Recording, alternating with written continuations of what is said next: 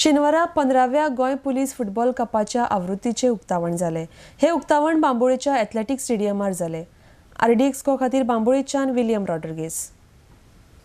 Today we are starting the 15th Goa Police Cup, which has both started in 1968. Due to various reasons, it was not held regularly. But for the last 3 years, we are having it very regularly with the assistance of Axis Bank and other supporters from the different sectors, and with support from GFA and the teams around. So how many teams are there? This year we are having 12 teams, and one team is from Maharashtra, the Maharashtra Police, Special invitees. especially invited. So how long this tournament will be? This team, the tournament will be for 1 week.